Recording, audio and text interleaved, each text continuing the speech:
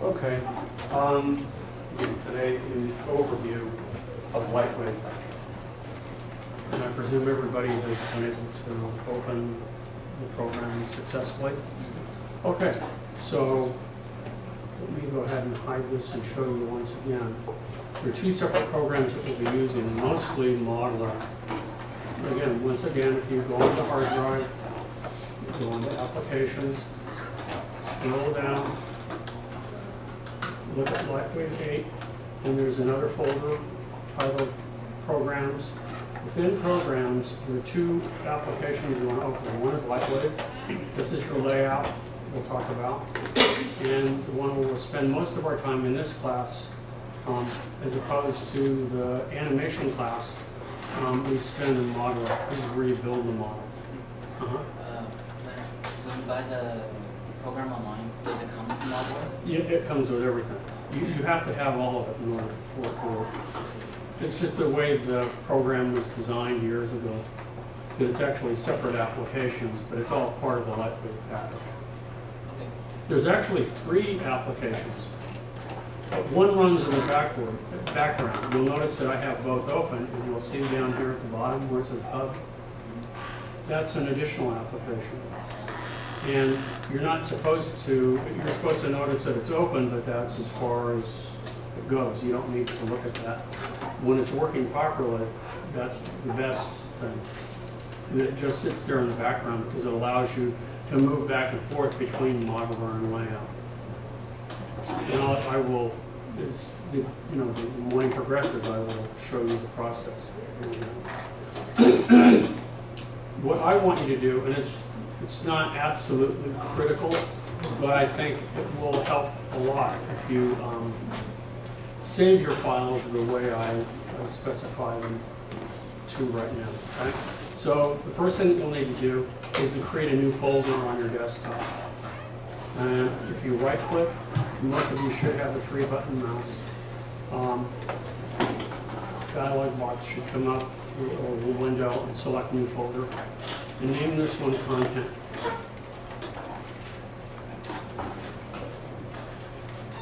Right click? Right click. Oh, then do a Control click. Okay.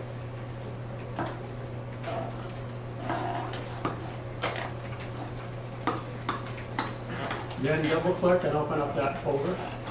And inside that, you can Control click or right click again and create 3 new folders.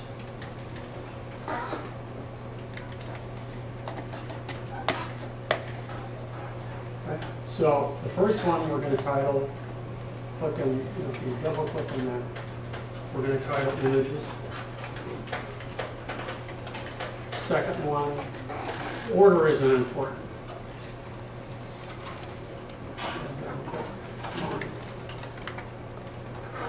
Okay.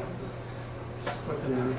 This one will be Objects.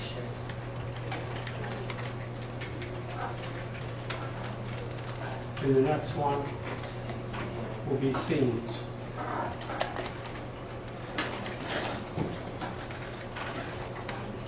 Okay? So you have out here a content folder that you'll want to put on your flash drive. In the content folder, you have 3 folders, one titled Images, the other Objects, and the last one Scenes. Store this folder in the flash drive? Yeah, go ahead if you want, because that's where you'll need to store everything is on your flash drive. So now you can just drag that and put it in your flash drive. All right. And in a moment, you'll see why this is important, how you have to organize all of your files. It can be critical. So I'm going to come back and I'm going to open layout first.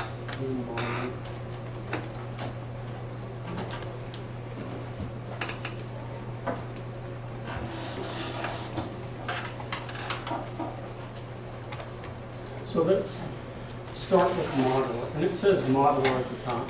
Right here, Lightwave modular 8.2. Is that what everybody else sees?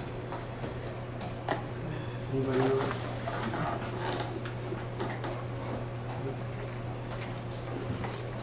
You'll notice that we have 4 windows displayed by default. In 3D modeling, you need to view your objects from at least three different views in order to place them accurately in space. When you're working in a 2D program, you're only working with the y-axis and the x-axis, right? And in 3D, now, perpendicular to the screen, you have the z-axis. So, for example, when we look at the top view, you're looking down on something, you only see, if you look here at the axes really carefully, I'm going to zoom in, maybe it doesn't, just change the size of the grid. If you look carefully on your own, you should see Z, so you'll see it perpendicular to the screen. This is looking down. So if you're looking at front view, and then you look at the top, the Z is perpendicular to the screen. X runs parallel to the screen, horizontally, and the Y, from the top view, you can't see, right? Because you're looking down. It's actually perpendicular to this point right here. You're looking down the Y-axis. Does that make sense? It's really important that you begin to get your orientation in there. And, close your eyes and spin around and get a sense of where you are in this three-dimensional space. If we look at the back view or front view, because oftentimes you could have the top view or bottom view, back view or front view. We'll talk about the perspective view in a minute, and then we have the right view or left view. They're really kind of mirrors of one another. The back view or front view, now you'll see that this vertical one right here is your y-axis. So that's the one that's up. That's the one that you normally see in 2D programs. And you see here your x-axis. Now, where is the y-axis? It's perpendicular to the screen, so it runs this way. Does that make sense? And then we look at the right view.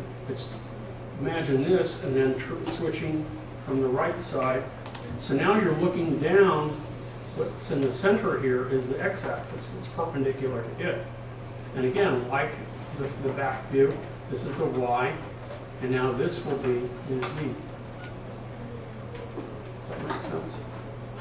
So in a moment, when I put something on here, we'll see how when you slide it around in space, how sometimes if you only use 2 views, you think you have it placed accurately in space, but you don't.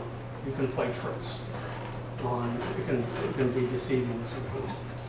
And then here we have the perspective view. And right now we're just looking at the ground plane, and that's equivalent to the horizon line. If I click on this button over here, and I drag forward, and then I move it to the right, or pull back, you can see how we can move this plane around. And this will be the perspective view. So this is sort of the culmination of all of these together. So as you're building your model, you look at these three views to get a sense of proportion and place in space. And as you're building it, you also look at your perspective view, so you get now an overview of what this thing looks like when you're done. We can change any of these views from this with this button right here. It shows the top view, but you can see when you click on it, we can say that we want none, or maybe I want to see the bottom view instead, or I can have 2 back views, the one at the bottom and one here, or front, right, perspective, and later this semester we'll talk about UV textures. So this little button in the top left-hand corner of each of the quadrants allows you to change the views, and you can have multiple views that are the same. Maybe you want 2 perspective views. Okay. This button, or this little drop-down menu here, allows you to choose how you're viewing each of these. In the top, or the top view, back or front view, and the right view, I recommend that you mostly view them in wireframe, which is the default setting. We'll see in a minute, but there's lots of others all the way up to texture. And sometimes texture wire is pretty nice. And we'll explain later what all these different views are: sketch view, shaded view, so on and so forth, and what each of them means. What Weight shaded. button did you click to move space in this top left? This one? Yeah. This button right here. It looks like a little ellipse. And there are keystroke equivalents to that too. You don't need to use them. Then in the upper right-hand corner of each of the quadrants, you'll see this button right here. This allows you to move not the object, but move your position relative to the object. You're not moving the object, you're moving, because it's what you're doing is you're looking through a little picture window. And your scene might be greater than that window. So if you need to see what lies outside the window, you need to move the window. So when you click this button and drag left or right, forward or backwards, you're actually moving the window, you're not moving the objects down below. It looks like you're moving this plane, but in fact you're moving the window. Then you'll notice that this perspective little widget is not available. It's only available if I were to come up here and select perspective. Then you'll notice that it's available. Now I have two perspective views. And again, you click and drag, move the mouse forward, backwards, left, and right. And we'll do more of that so you get the feel of how all this works. I'm going to go back to my top.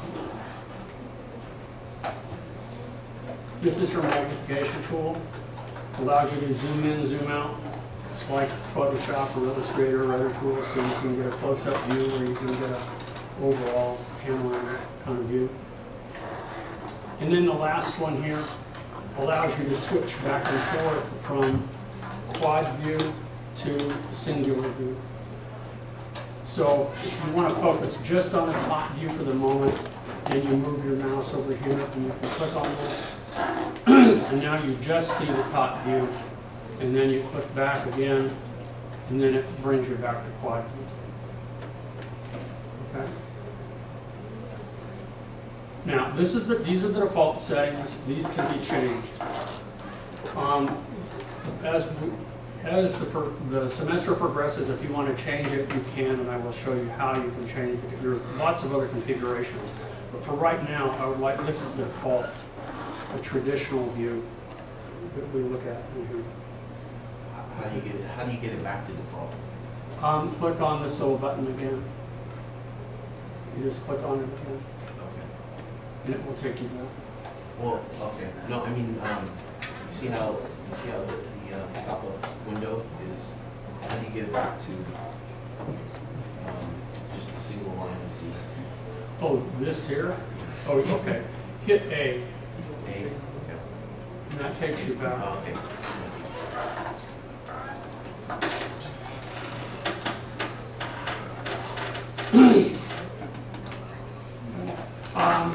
Let's look over to the left and the top. So we have our quadrants, which display each of the views that you can see through objects. Since we're in Modeler, this is where, to the left, or where all of our tools are displayed. But it's not just this set of tools, there are many, many more. You'll notice the tabs along the top. Each of these, when you select each of these tabs,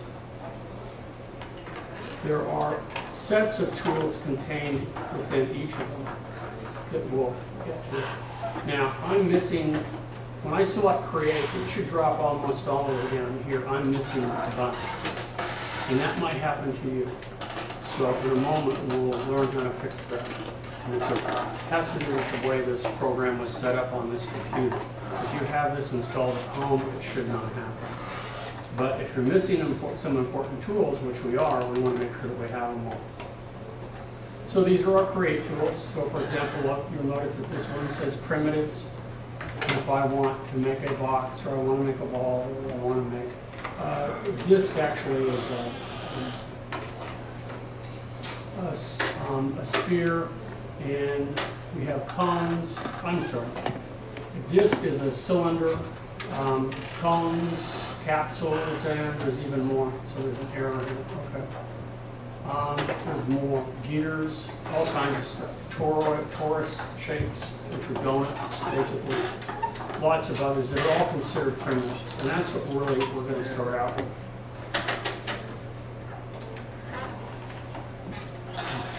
There's also points, polygons, which we'll talk about more.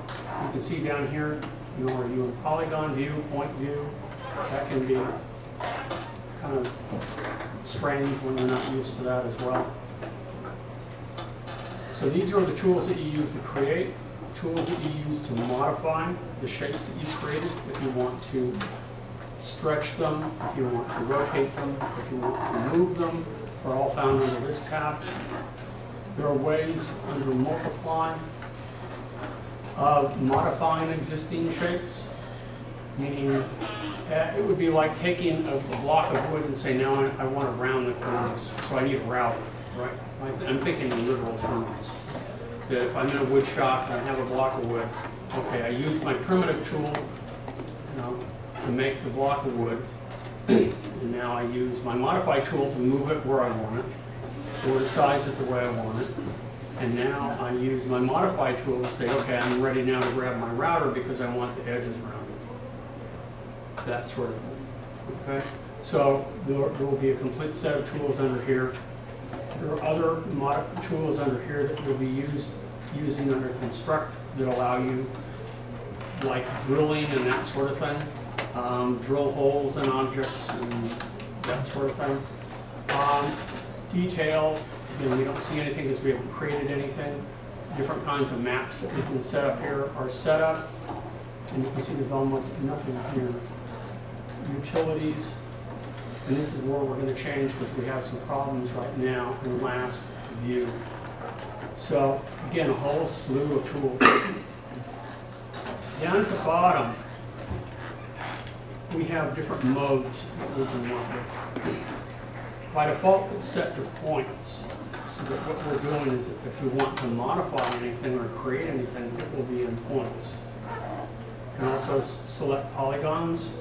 Different kinds of building techniques require that maybe we have symmetry turned on, so that when you work on one side of the x-axis, the other side builds as well. Different modes that we'll work with. I mean, there are so many bells and whistles in here, it will make your head spin. It still makes my head spin. It is, you know, when you move an object, are you moving it by the placement of your mouse? Are you moving it by the center of the object? Or are you moving it by... There's all different ways that you can do this, and it just gets overwhelming sometimes. Okay. There are some common palettes that we'll be using that I think are really helpful. For example, if you want the numeric requester, that's what I would encourage you to have up, and we will have that up often. Your statistics panel, which is another important one. So if you have points selected, it will show you your point statistics. If you have polygons selected, you'll select polygon statistics. Surface, if we want to create a new surface or change the surface, we can. And right now, you'll notice that this is viewed, remember I mentioned, if I zoom in here, let's move this a little bit, and let's change the size of this. Oops, I didn't want that. I can resize this by clicking on this. See how that allows me to resize all of this? Just a little tap down at the bottom, and click and drag. I can also move my mouse in the center of the quadrant, and I can click and drag, and I can resize if I want my perspective to be small, and relative to that I want my back view to be large. Just clicking over the center and dragging does that.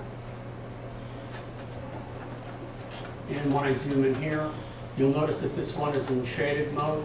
Notice that the rest of these are in wireframes. These are each made up of something called polygons.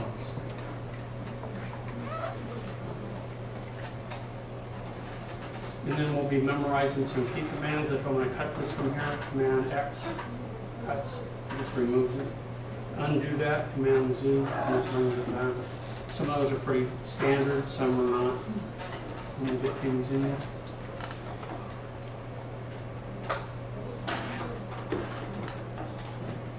Before we move on to layout, which is this one, the other program, I want to reset. So let's go to utilities. Click on the utilities banner.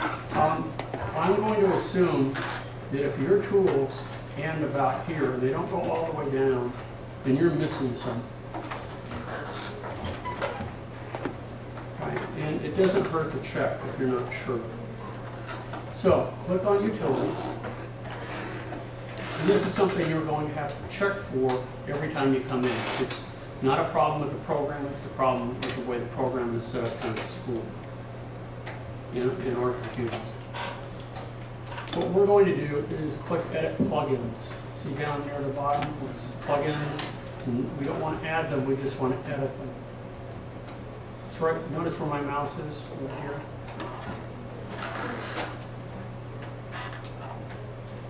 Okay, click on Edit Plugins. And it brings up this Edit Plugins dialog box. Now what we want to do is to scan our directory. So click on that button. And now this is where it's going to get a little confusing. Because we have to find the folder that has all the plugins in it and make sure that they're all loaded. Because if they're there, I don't think they've been deleted. The problem is that they're just not.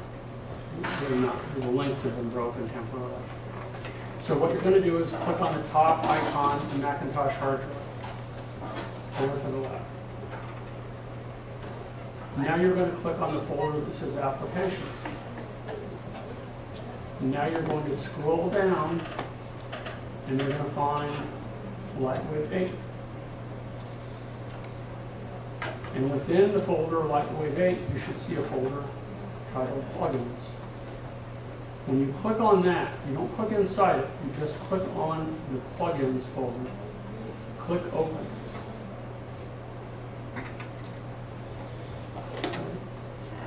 Now, what should happen is it will say Add Plugins. 524 plugins found in 239 files. And I click OK. Now when I go back, and I'll say Done. Now when I go back to Create, you'll notice that there are many more.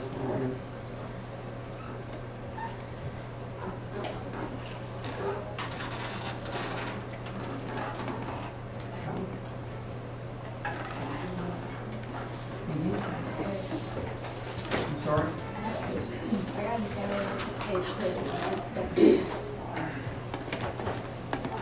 Okay, go ahead and relaunch. If that doesn't work, you may have to restart the computer.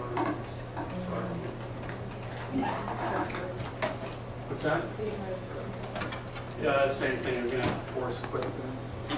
And then we can try going to this. Quit. If that doesn't work, hold down this button until it shuts down.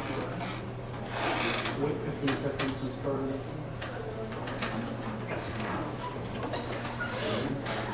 up. That's okay. We're going to go through this again.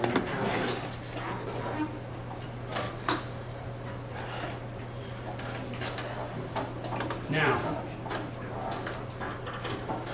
what I'm going to do is open up an existing file. And there are lots of them in here. So what I'll do is I'll go File, Open. I want to load object. And we'll go to Applications. And we'll go inside. Go to Date. And we'll go to Content. So they have their own content folder. And I want to look at classic content. And within that, you notice they have the same thing. We don't need motions because we're not animating. Images, objects, and scenes. You'll look at objects, and you'll notice that there are a whole slew of folders in here. All kinds of stuff. I'm going to look at, let's see, characters, human, lots of different ones. I won't count. Animals. Okay, where's my cow? Now I'll click open. Boom, there's my cow.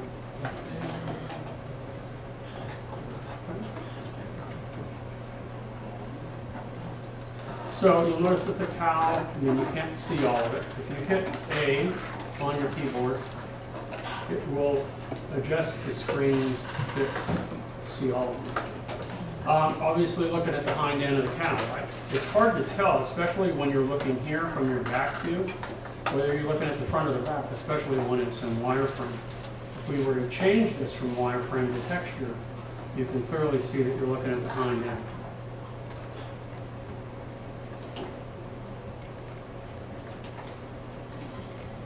Okay. So if you'd rather look at the front of the cow than the hind end, click on this button and drag it to the left or right and move it forward or backwards until you can see it.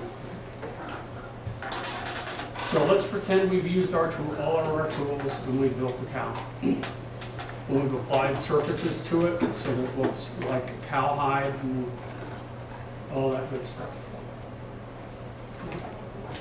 And we've saved the object of the cow. In fact, that wouldn't hurt right now. I'm going to go ahead, I'm going to go File, and say Save Object As. And this time, I'm going to save it in my folder. And that's the one that I created on the desktop. So if I go to, where is it right here? Where's Places, if I click on Desktop, and I see my content folder, I click on that once.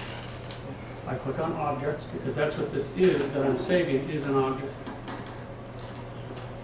And I'll save it as cow, and the extension LWO stands for Lightwave Object. And I save it. So now it's saved.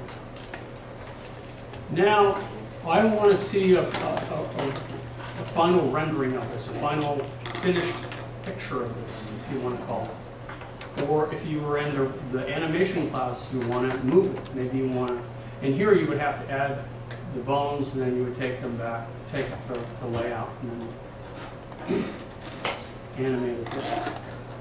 But now I want to take this snapshot of it. And that's when I use the term rendering. You were asking about that last time. It's basically taking a snapshot of it. So it's instead of the whole 3D, you're just going to get like a 2D. Yeah, when you're done, you'll get a 2D. Even when you do 3D animation, when you're done, it's still 2D. Right? You can't actually put your hand in it. So you're rendering frames, and then you can save it as a QuickTime movie or whatever it is that you want. So now what I'm going to do is if I look at let's look at the very top to the right here, you'll see that I have the cow open, that object. If I could have multiple objects open at any time, and you'll notice right here that first one that I didn't save, I didn't actually do anything, this is my unnamed object. But you could have a whole list of objects open at the same time, but you want to keep them separated. Think of going to the grocery store and having a shopping list, and you want all of your items separate. And that's what you need to do. You're building a list of items, and then when you build the scene is when you put all of those items together.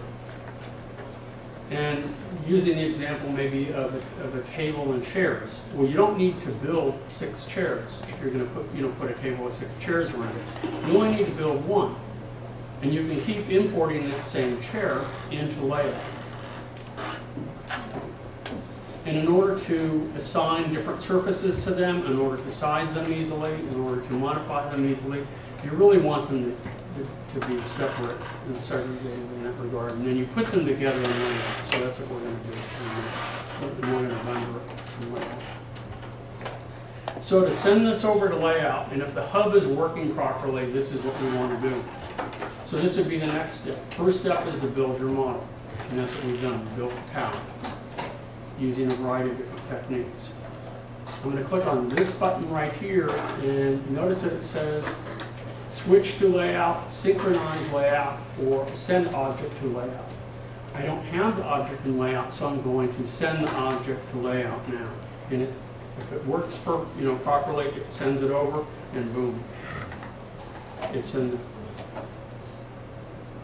Okay, so now the next step is that typically the way at least I work, when we're in Modeler, after you build a model, we assign some temporary surface textures to the model, and then we refine the surface textures in layout. You can do some pretty sophisticated surface textures in Modeler, but I prefer doing it in layout because there's a lot that you can't see in layout that you can only see when you're in, I mean, there's a lot of textures that the only way you can see them is when you're in layout and when you actually render them. Now, if I'm ready to take a snapshot of this, what I need to do is I need to select render. This little tab at the top, and I'm in layout. And you'll notice down here in render, it says that I can render the frame, render the scene, render a selected object. So if I had multiple objects in my scene and I only wanted to see how one was looking, I could select one object and say render that selected objects. Because this can take a lot of time, especially as things develop and you have complex models. In this class, you're mostly going to use render selected object or render frame. Because we're not doing multiple frames, we're not doing animation, we're only doing this singular frame. Okay, what do you think the cow is going to look like when we render it? If I click that, we see the hind end of it. Why do you think that is? Well, that, and also notice what we didn't have in Modeler and what we have in Layout. Notice that these little representations here, these little graphic icons, we're given a default light source. That's what this is here, this little pink thing. We're also given a default camera. You can have as many lights as you want, you can have as many cameras as you want. I don't recommend that you have lots and lots of each, because it will take longer to render, especially if you have too many lights.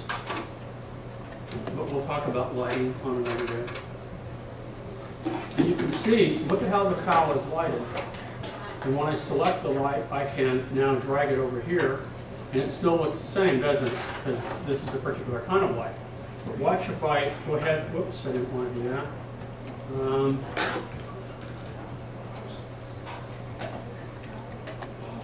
What did I just do? Not sure what I hit myself. Did I hit, oh, I hit camera view. That's what I want, eventually where I want to get, but that's not what I want at the moment. I want perspective view, because that's what we're given at the moment. And you'll notice these little rings around here. I can rotate the light, and you'll notice as I rotate it, notice how the lighting of the animal changes.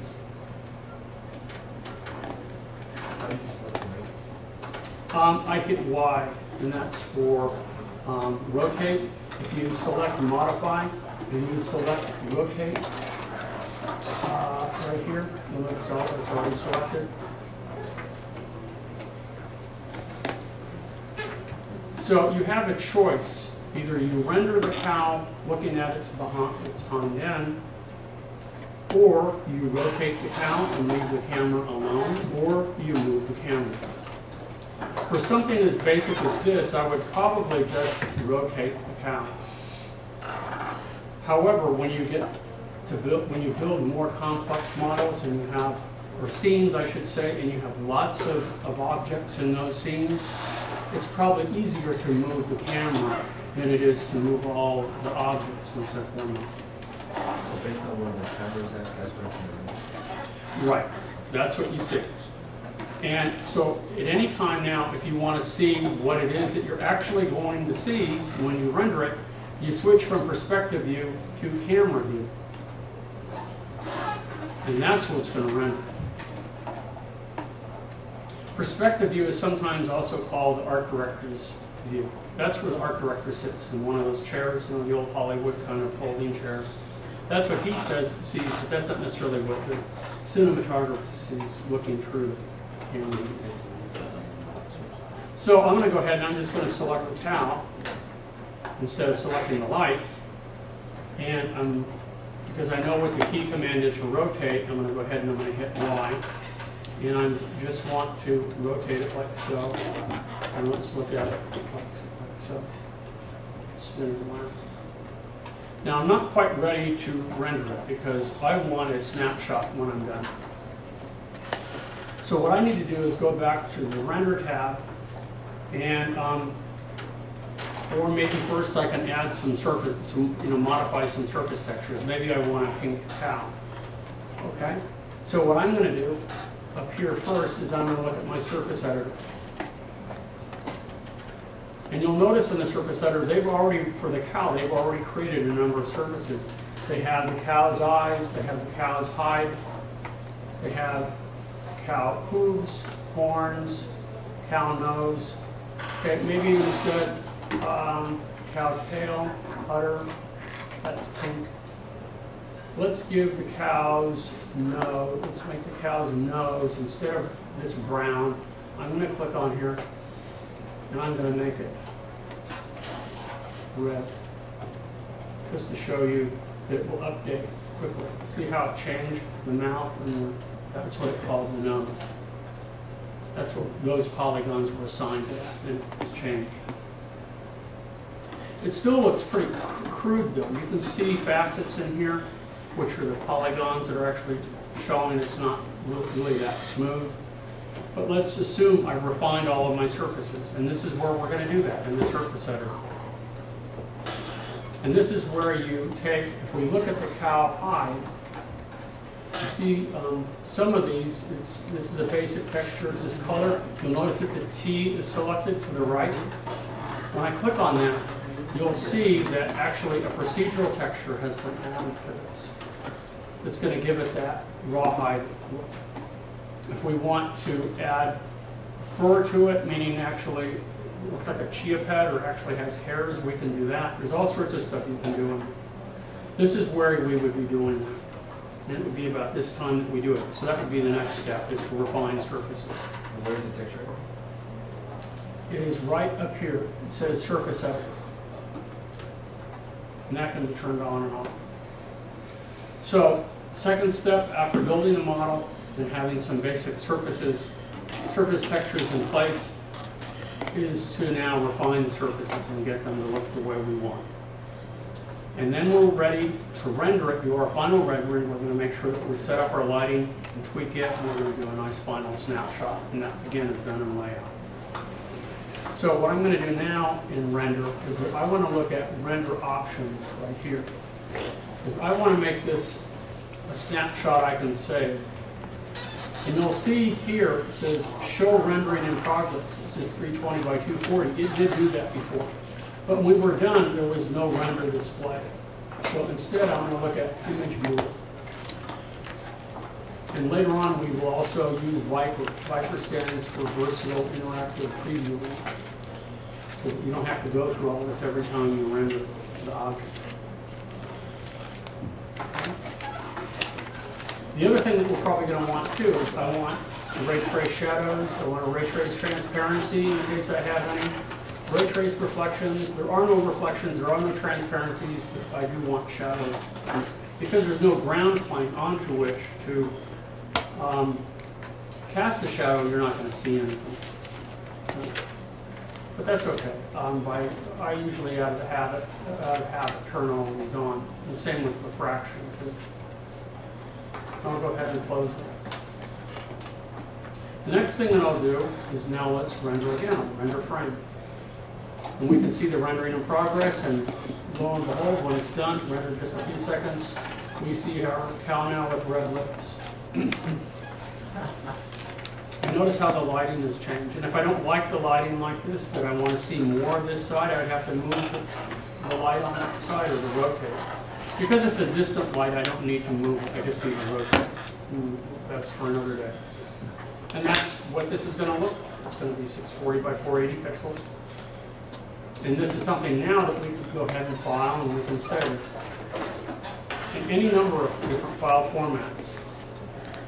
In this class, what we'll probably need to save as is a Lightwave Photoshop 24-bit file right here that we can now take into Photoshop and open it, edit it, and do whatever we want with it. And that you will save, so I'll go ahead and I'll do that now. And I'm going to go back to my desktop, right? And I'm going to go to my content folder. And I'm going to go to images, and that's what this is. So all of my surface textures, my 2D surface textures, all my renderings are going to be saved in here. If you want additional folders, you can do that. And I'll just call it cow. And now I've saved that snapshot that I can print, I can email to someone, or do whatever. I have an image of this. And what makes 3D modeling advantageous in many ways is that if someone says, oh, well, I want to see the cow from the back end now. Well, let's go ahead and rotate it like so. Yeah. What did you click to take it off of being able to access the individual axes? Where you just want to move the whole object? Oh, you just want to move the whole object? If we go to modify, that's move or hit T on the keyboard. Oh, okay. T stands, and then you'll see these little widgets, and this will allow us to let our cow fly, you know, like when pigs fly. Or it will allow us to move it to the left or to the right by clicking on there. If I want to undo it, I hit Command Z a couple of times. And now I can go ahead and I can render again. So let's go back to render and render frame. And now I have the same cow, but from a different point of view. This is one of the distinct advantages of working in 3D as opposed to working in Photoshop or Illustrator. Because once you build the object, you can view it from any angle. And you can squash it, you can distort it, you can animate it, you can do whatever to it. Okay, we'll take a snapshot. So this is the fundamental process that we're going to go through throughout this semester. We're going to spend most of our time in Modeler, because that's where you build it. And we'll switch to layout, where you will refine surface textures. When it describes the process in modeling, you set up some temporary surfaces. Just basic colors, or they're placeholders. And then when we go into layout, we'll refine them and get them to look just the way we want them, because maybe you want the cow to look like it's made of ceramic. Maybe it's a ceramic cow. And it looks, you know, it's one of those little milk things, you know, and it looks shiny and it looks, you know, it looks like ceramic. It doesn't look like a fuzzy cow, it looks like a ceramic cow. Well, that would be where you would refine it, and you would render it, and you would. So that's the basic process, yes. No. Oh, okay. What was the question, though, to make sure? I was just to say that basically the modeler, we build it and we Because in Modeler, there are no lights. In Modeler, there are no cameras. There are they look like the same surface editor, but they're actually different. And there are limited things that you can see in Modeler when you apply surfaces. You may apply a surface in Modeler, and it will look not like you had expected. But when you take it into layout, you'll be able to see a little bit more, or especially when you render it, then you'll see the final. You know, you can't really see transparency that well. You can't see refractions. You can't see. If you add SAS Light, which is their version of adding fur and hair and things like that, you can't see that in OpenGL. The only way you can see that is when you render it. So that can be time consuming. That's why I said on Monday that, you know, that we're going to have to make sure that you pace yourself so that you leave adequate time when you're done for tweaking this, because sometimes it will take a while to render this. Right now, this is rendering fairly quickly. And then when you're done, you'll say, oh shoot, the hair is way too long.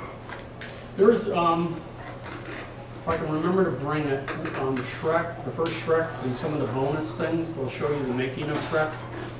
And there are some really wonky things that happen that looks like a chia pet, you know, donkey one time.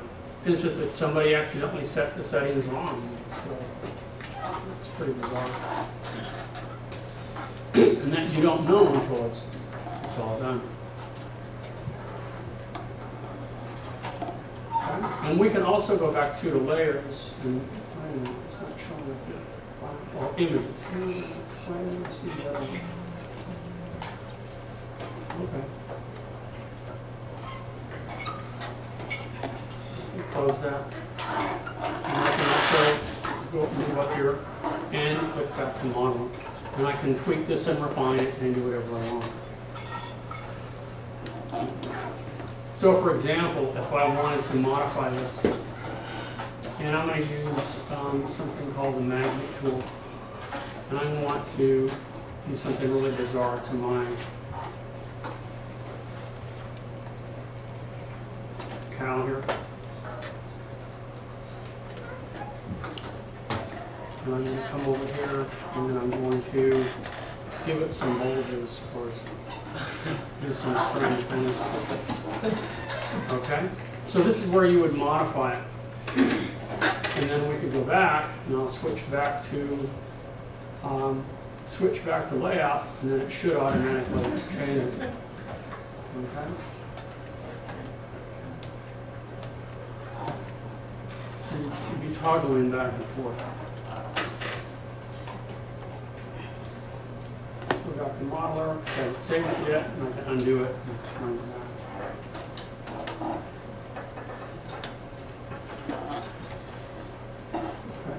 So that's fundamental process. Everybody thoroughly lost? It's okay if you are. We haven't even touched the basics. There's just so much. And I don't want you to be intimidated. The learning curve is very high for this program. It's distinctly different than any program you've used before. If you haven't used 3D modeling before, you could be the most experienced user of Photoshop, Illustrator, InDesign, any of those other 2D programs. And once you get into 3D, it's very different. As soon as you work with that third dimension and you start to actually build objects, as opposed to traditionally draw them, it's different altogether. If you've worked in architecture or something like that, and you've worked with CAD programs and stuff, it's really fundamentally the same. That's what we're doing. Okay.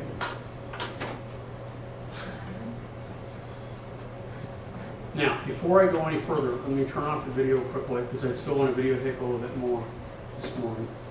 But I want to make sure that everybody still have problems with the program.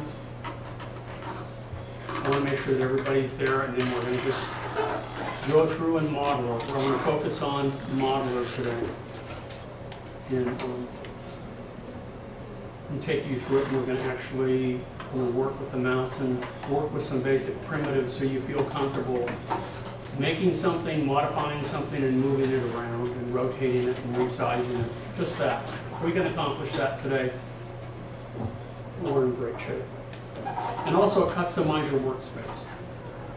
Because one of the things that I mentioned that I like is I prefer to have my numeric requester up at all times, my statistics panel, and sometimes layers. And when you work on layers in here, it's a little different than working in layers with Photoshop or Illustrator. It's not quite the same. But you can put different parts of an animal or a thing or an object on different layers so they actually are not connected.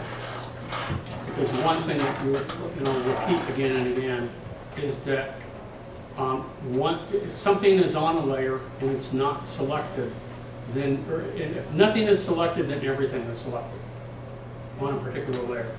So for example, if I decide that I want to move the cow, and because it is all comprised of this one part, if I hit T for move, wait a minute, I think I undid T for move, and from the top view, I go ahead and I click here. Notice that the whole cow moves. Okay. Now I decide, okay, I want to put the cow on a surface. I want so that when I send it over to layout, I want to make sure that I can I see the shadow cast by the cow. From a design point of view, or I mean, really, the goal in here is to make things look really three-dimensional, right? One of the things that makes things look three-dimensional are shadows. How many of you have had traditional drawing classes? Some of you? Have any of your drawing instructors ever talked about shadows and the importance of them and making them on a two-dimensional surface, making it look really three-dimensional? Shadows really will enhance that. Well, that's really true. You know and that's what we need to focus on here sometimes. Is that if you don't see the shadow, it tends to float. It can also help define form.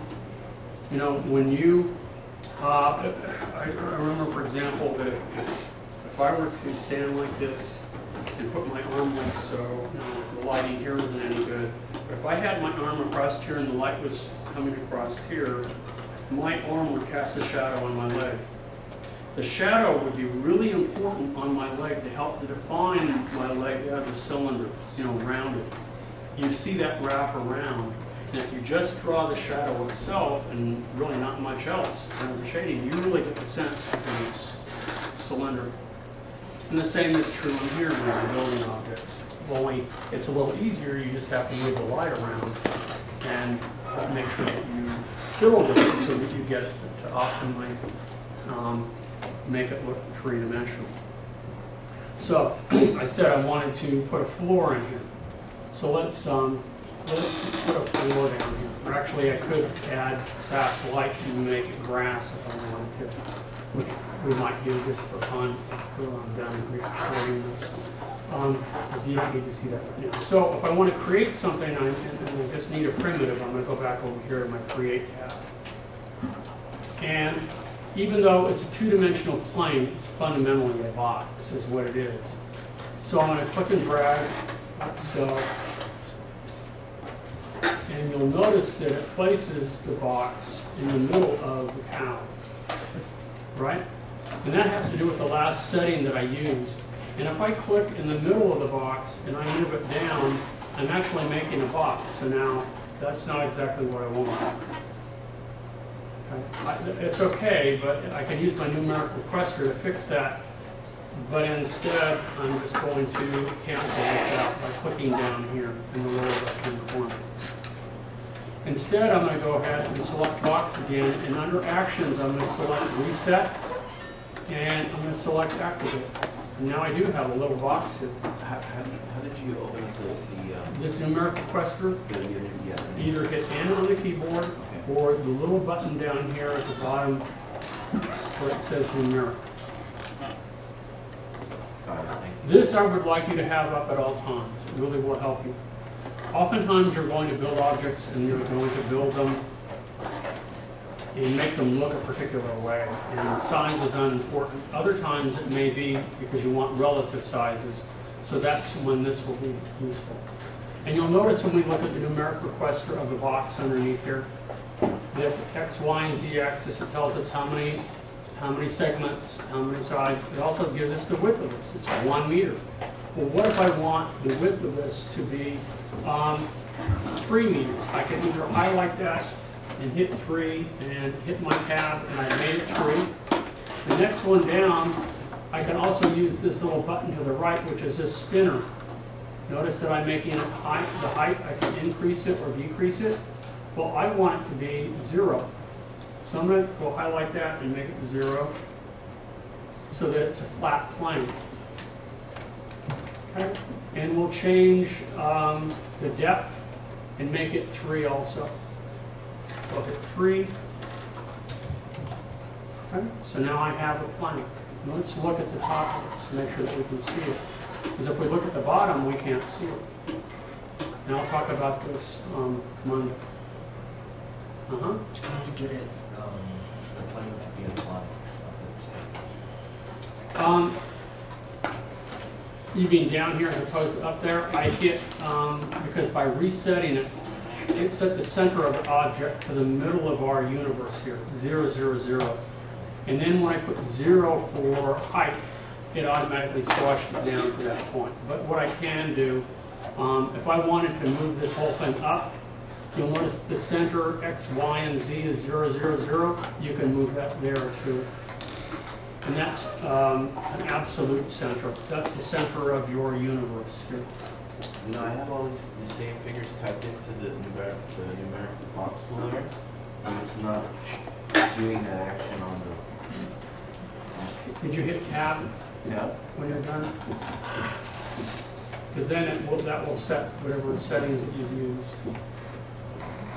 Or hit return.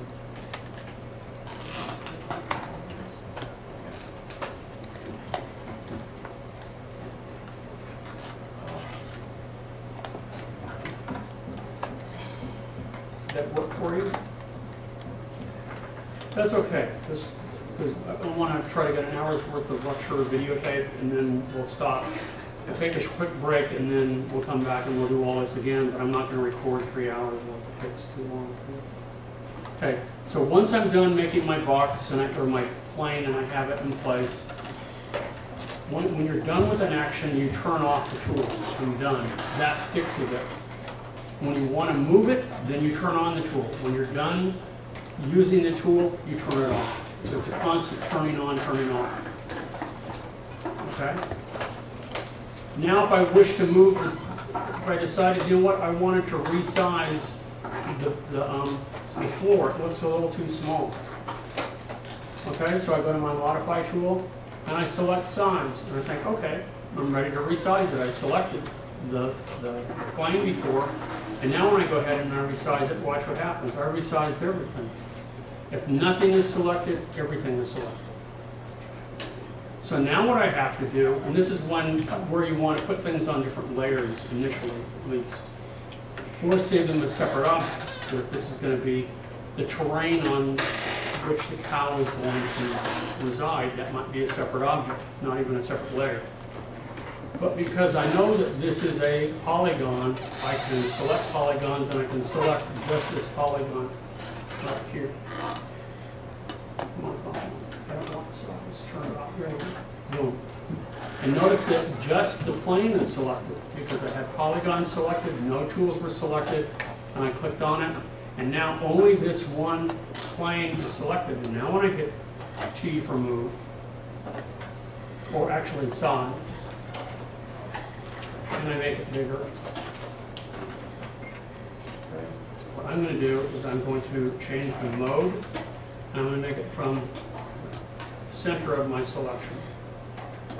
Because right now it's resizing it based on the placement of my mouse. That's what mode does. Now I want action center of mouse, but I want center of origin, or action center of selection. And now when I click and I drag, notice it makes it bigger and everything else is left alone.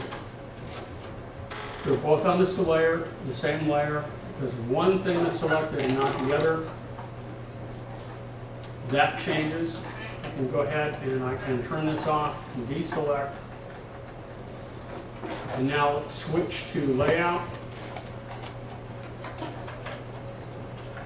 Notice it brings it in. Let's look at this. We still have camera view here.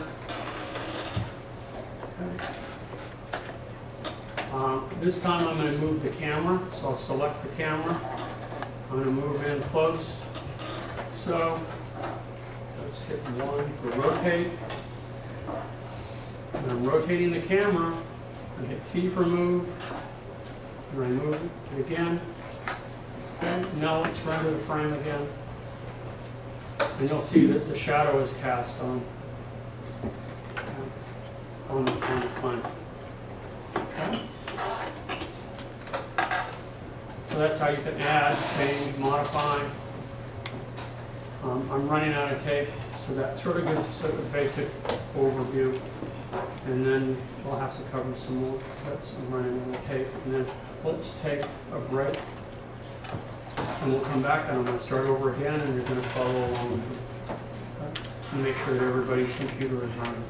And we'll take whatever time we need to make sure that it's working.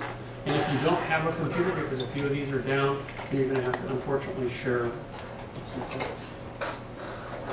Okay?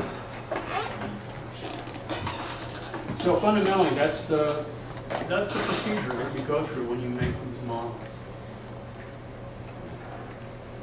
Much difference between Lightwave 8 and 9? There are some really nice new features in 9, but they're more advanced, so it's not absolutely necessary that we have them. How about the